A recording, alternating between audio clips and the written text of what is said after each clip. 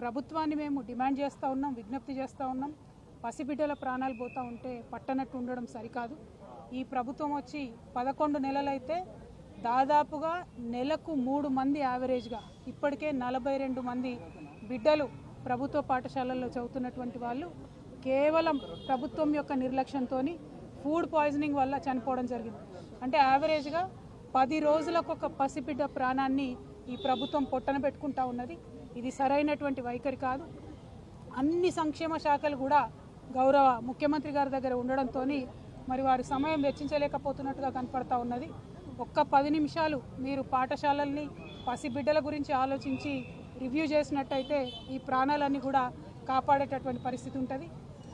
నిన్న పేపర్లో చూసాం, నారాయణపేటలో హాస్టల్లో అన్నంలో పురుగొచ్చిందని చెప్పి పిల్లలందరూ ధర్నా చేస్తే స్వయంగా ముఖ్యమంత్రి గారు మరి రివ్యూ చేసిన తర్వాత తెల్లారి మర్నాడు కూడా మళ్ళీ అదే సీన్ రిపీట్ అయితే పిల్లలంతా ఇప్పుడు కూడా ధర్నా చేస్తున్నటువంటి పరిస్థితి మరి కనబడతా ఉంది. దయచేసి ఈ ప్రభుత్వాన్ని విజ్ఞప్తి చేస్తూ ఉన్నాం, మీ ప్రాధాన్యతను గుర్తించండి. బిడ్డల ప్రాణాలు ప్రాధాన్యమైనటువంటి అంశంగా మీరు స్వీకరించి తక్షణమే చర్యలు చేపట్టవలసిందిగా నేను డిమాండ్ చేస్తూ ఉన్నాను.